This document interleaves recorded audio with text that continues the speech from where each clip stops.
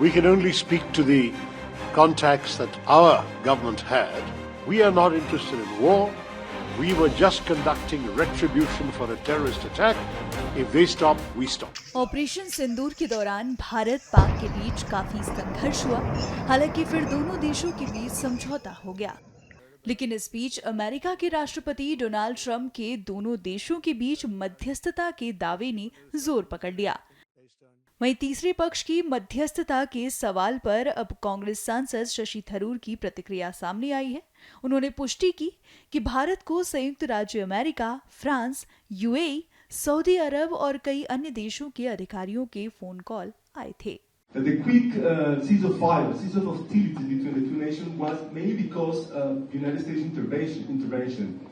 If this was true, how can you describe the intervention of Mr. Trump's administration? Look, we can only speak to the contacts that our government had. We received a number of phone calls from senior United States officials and also from senior officials of other countries, of France, of UAE, of Saudi Arabia, and so on.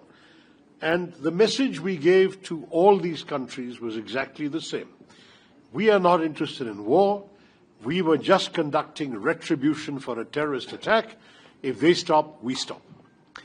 If that message was then in turn conveyed by such countries to Pakistan, it may well have had an effect in persuading Pakistan to stop, knowing that their stopping would also mean India would stop.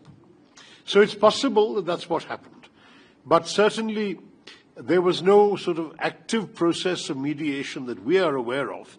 Certainly nothing involving us, because we never intended to begin with, from the very first day when the first terror strikes, the anti-terror strikes took place on the night of the 7th of May, the next morning we gave a public briefing to the world, televised, saying that we have no desire to prolong this.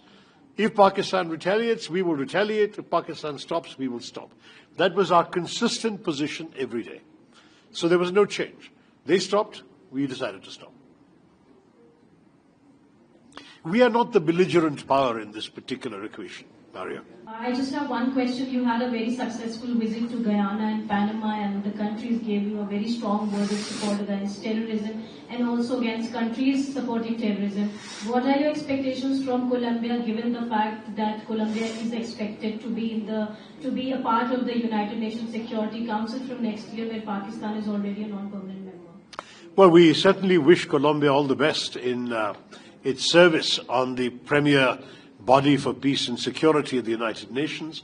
We understand that Colombia is contesting unopposed at the moment, and assuming that status continues, then it will be elected without any problem. And I do want to say that we would be very, very happy to be in regular dialogue with Colombia during its service in the Council on all international matters affecting us. On the question of our expectations from this visit, as I said at the beginning, Ayushi, we are here looking for understanding. We want Colombia, the government and people of Colombia, the Parliament of Colombia, the think tanks and idea makers and shapers of Colombia to understand what we have just been through.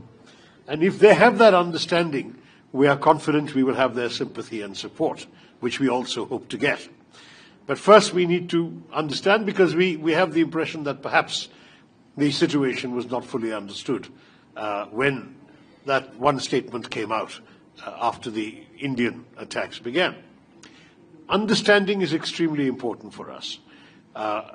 We are a country which really has been a force for constructive progress in the world.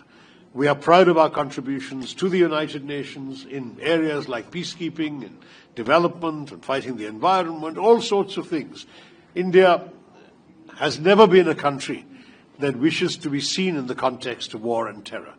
This has been inflicted upon us, and we are simply not going to take it lying down. That's what we want people to understand.